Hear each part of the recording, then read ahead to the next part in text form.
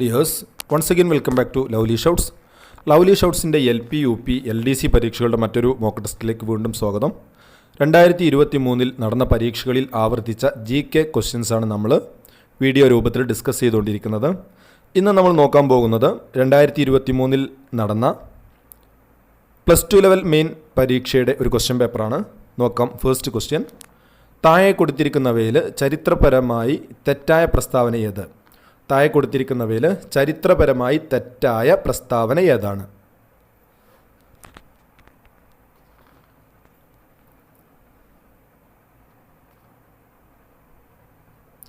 Answer option B ആണ് തെറ്റായ പ്രസ്താവന.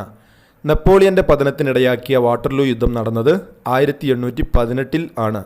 ഇത് തെറ്റായ പ്രസ്താവനയാണ്. വാട്ടർലൂ യുദ്ധം നടന്നത് 1815 1815. നോക്കാം മറ്റു ഓപ്ഷൻസ്. ഇംഗ്ലണ്ടിലെ മഹത്തായ വിപ്ലവം നടന്നത് 1688.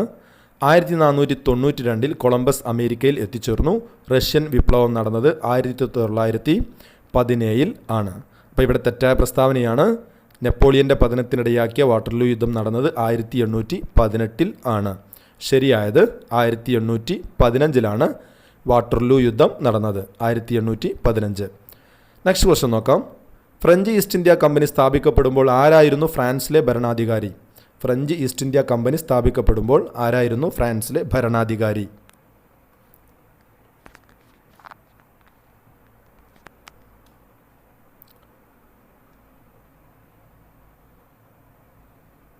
ആൻസർ ഓപ്ഷൻ ഡി ആണ്. ലൂയി 14.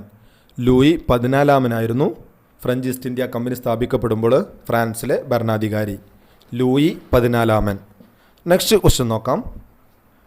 താഴെ പറയുന്നവയിൽ ഹാരപ്പൻ സംസ്കാരവുമായി ബന്ധപ്പെട്ട് തെറ്റായ പ്രസ്താവന ഏതെന്ന് എഴുതുക. താഴെ പറയുന്നവയിൽ ഹാരപ്പൻ സംസ്കാരവുമായി ബന്ധപ്പെട്ട് തെറ്റായ പ്രസ്താവന ഏത്?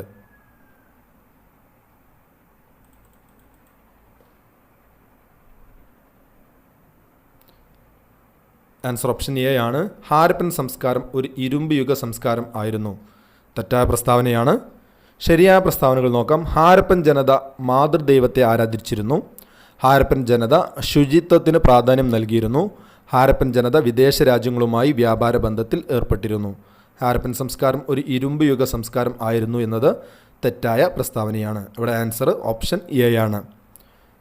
നെക്സ്റ്റ് ക്വസ്റ്റ്യൻ: താഴെ കൊടുത്തിരിക്കുന്ന സംഭവങ്ങൾ കാലഗണന അനുസരിച്ച് ക്രമീകരിച്ച് ചുവടെ നൽകിയിരിക്കുന്ന കോഡുകളിൽ നിന്ന് ശരിയായ ഉത്തരം കണ്ടെത്തുക. താഴെ കൊടുത്തിരിക്കുന്ന സംഭവങ്ങൾ കാലഗണന അനുസരിച്ച് ക്രമീകരിച്ച് ചുവടെ നൽകിയിരിക്കുന്ന കോഡുകളിൽ നിന്ന് ശരിയായ ഉത്തരം കണ്ടെത്തുക.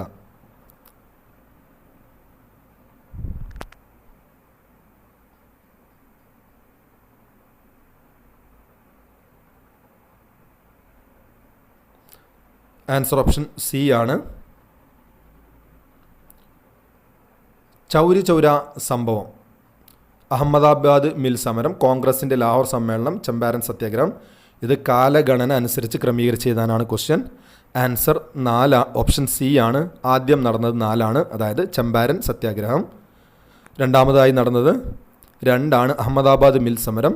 മൂന്നാമതായി നടന്നത് 1 ചൗരി ചൗര സംഭവം. 4 കോൺഗ്രസിൻ്റെ മൂന്നാമതാണ് അതായത് കോൺഗ്രസിൻ്റെ ലാഹോർ സമ്മേളനം. അപ്പോൾ ആദ്യം സംഭവിച്ചത് ചമ്പാരൻ സത്യാഗ്രഹമാണ്. രണ്ടാമത് സംഭവിച്ചത് അഹമ്മദാബാദ് മിൽ സമരമാണ്. മൂന്നാമത് സംഭവിച്ചത് ചൗരി ചൗര സംഭവമാണ്. നാലാമത് സംഭവിച്ചതാണ് കോൺഗ്രസിൻ്റെ ലാഹോർ സമ്മേളനം. ചമ്പാരൻ സത്യാഗ്രഹം നടന്നത് 1917. അഹമ്മദാബാദ് മിൽ സമരം നടന്നത് 1918. ചൗരി ചൗര സംഭവം നടന്നത് 1922. കോൺഗ്രസിൻ്റെ ലാഹോർ സമ്മേളനം നടന്നത് 1929. നെക്സ്റ്റ് ക്വസ്റ്റ്യൻ നോക്കാം. ചുവടെ കൊടുത്തിരിക്കുന്നവയിൽ ശ്രീനാരായണ ഗുരുവിൻ്റേതല്ലാത്ത കൃതി ഏത്? ചുവടെ കൊടുത്തിരിക്കുന്നവയിൽ ശ്രീനാരായണ ഗുരുവിൻ്റേത് അല്ലാത്ത കൃതി ഏത്?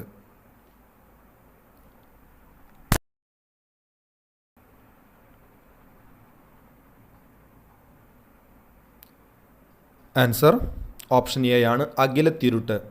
അഖിലത്തിരുട്ട് ശ്രീനാരായണ ഗുരുവിൻ്റെ കൃതിയല്ല, ജാതിമീമാംസ, ദർശനമാല, ആത്മോപദേശ ശതകം ഇതൊക്കെ ശ്രീനാരായണ ഗുരുവിൻ്റെ കൃതികളാണ്.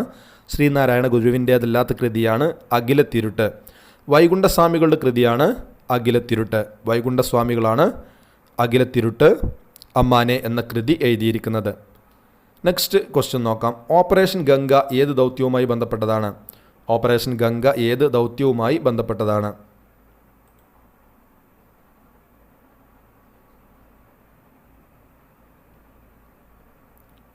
ഓപ്ഷൻ ബി ആണ്. ഉക്രൈനിൽ നിന്ന് ഇന്ത്യക്കാരെ ഒഴിപ്പിക്കാൻ ആരംഭിച്ച ദൗത്യമാണ് ഓപ്പറേഷൻ ഗംഗ. ഉക്രൈനിൽ നിന്ന് ഇന്ത്യക്കാരെ ഒഴിപ്പിക്കാൻ ആരംഭിച്ച ദൗത്യം ഓപ്പറേഷൻ ഗംഗ. ഉക്രൈനിൽ നിന്ന് ഇന്ത്യക്കാരെ ഒഴിപ്പിക്കാൻ ആരംഭിച്ച ദൗത്യം. ഉക്രൈൻ റഷ്യ യുദ്ധവുമായി ബന്ധപ്പെട്ട് ഇന്ത്യക്കാരെ ഒഴിപ്പിക്കാൻ ആരംഭിച്ച ദൗത്യമാണ് ഓപ്പറേഷൻ ഗംഗ. ഭൂകമ്പ തരംഗങ്ങളുടെ ഉത്ഭവസ്ഥാനം. ഭൂകമ്പ തരംഗങ്ങളുടെ ഉത്ഭവസ്ഥാനം ഏത്? ആൻസർ ഭൂകമ്പ നാഭി. ഭൂകമ്പ നാഭിയാണ് ഭൂകമ്പ തരംഗങ്ങളുടെ ഉത്ഭവസ്ഥാനം. ഭൂകമ്പ നാഭി. വി രൂപത്താഴ്വരകൾ സൃഷ്ടിക്കപ്പെടുന്നത് നദിയുടെ ഏത് ഘട്ടത്തിൽ വെച്ചാണ്? വി രൂപത്താഴ്വരകൾ സൃഷ്ടിക്കപ്പെടുന്നത് നദിയുടെ ഏത് ഘട്ടത്തിൽ വെച്ചാണ്? ആൻസർ ഓപ്ഷൻ ബി ആണ്. യുവത്വ ഘട്ടം. യുവത്വ ഘട്ടത്തിലാണ് വി രൂപത്താഴ്വരകൾ സൃഷ്ടിക്കപ്പെടുന്നത്. യുവത്വ ഘട്ടം. താഴെ കൊടുത്തിരിക്കുന്നവയിൽ ഏറ്റവും ദൃഢമായ ധാതു ഏത്? താഴെ കൊടുത്തിരിക്കുന്നവയിൽ ഏറ്റവും ദൃഢമായ ധാതു ഏതാണ്?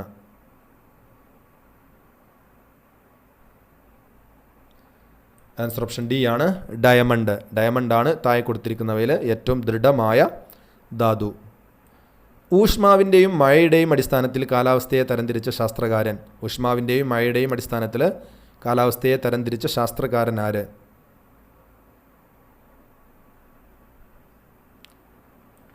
ആൻസർ ഓപ്ഷൻ എ ആണ്. കേപ്പൻ.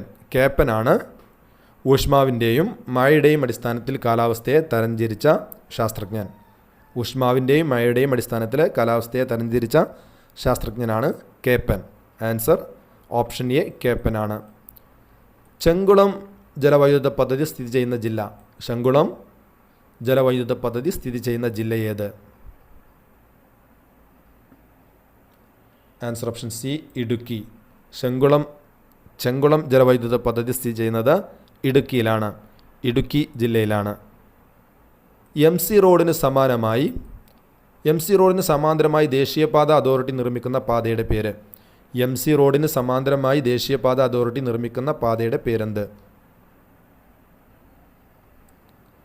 ആൻസർ ഓപ്ഷൻ എ ആണ്. ഗ്രീൻഫീൽഡ്. ഗ്രീൻഫീൽഡാണ് എം സി റോഡിന് സമാന്തരമായി ദേശീയപാത അതോറിറ്റി നിർമ്മിക്കുന്ന പാതയുടെ പേര്. സുവർണ വിപ്ലവം ഏതുമായി ബന്ധപ്പെട്ടിരിക്കുന്നു? സുവർണ വിപ്ലവം ഏതുമായി ബന്ധപ്പെട്ടിരിക്കുന്നു? ആൻസർ ഓപ്ഷൻ ബി ആണ്. പഴം പച്ചക്കറികളുടെ ഉൽപ്പാദനം. പഴം പച്ചക്കറികളുടെ ഉൽപ്പാദനത്തെയാണ് സുവർണ വിപ്ലവം എന്ന് വിളിക്കുന്നത്. സുവർണ വിപ്ലവവുമായി ബന്ധപ്പെട്ടതാണ് പഴം പച്ചക്കറികളുടെ ഉൽപ്പാദനം. മഞ്ഞുകാലത്തെ ആശ്രയിച്ചുള്ള കൃഷി ഏത്? താഴെ തന്നിരിക്കുന്നവയിൽ മഞ്ഞുകാലത്തെ ആശ്രയിച്ചുള്ള കൃഷിയെ പറയുന്ന പേരെന്ത്?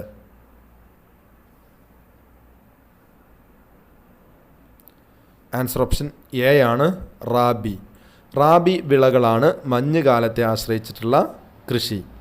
മഞ്ഞുകാലത്തെ ആശ്രയിച്ച കൃഷിയാണ് റാബി വിളകൾ, അല്ലെങ്കിൽ റാബി വിളകളാണ് മഞ്ഞുകാലത്തെ ആശ്രയിച്ച് കൃഷി ചെയ്യുന്നത്.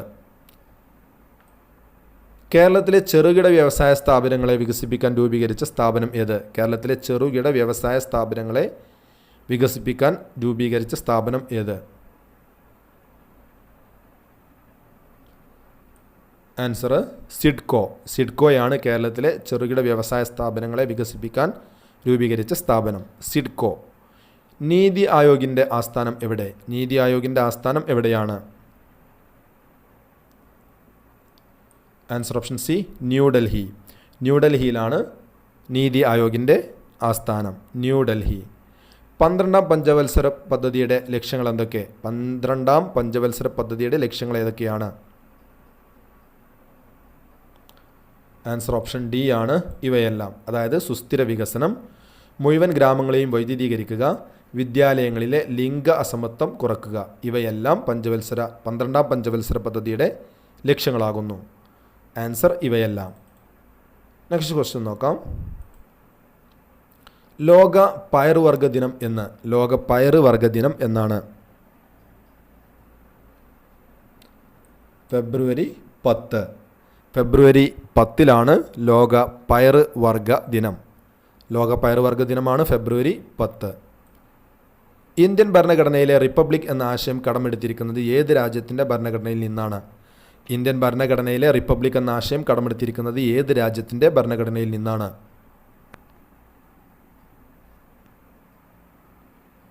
ആൻസർ ഓപ്ഷൻ എ ആണ്, ഫ്രഞ്ച്. ഫ്രഞ്ച് ഭരണഘടനയിൽ നിന്നാണ് റിപ്പബ്ലിക് എന്ന ആശയം കടമെടുത്തിരിക്കുന്നത്.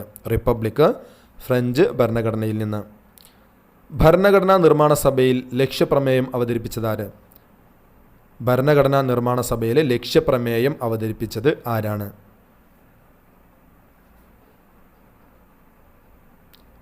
ആൻസർ ഓപ്ഷൻ ഡി ആണ്, ജവഹർലാൽ നെഹ്റു.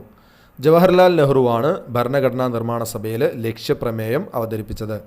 ആൻസർ ജവഹർലാൽ നെഹ്റു. പിന്നീടത് ഭരണഘടനയുടെ പ്രിയാമ്പിളായി മാറുകയായിരുന്നു.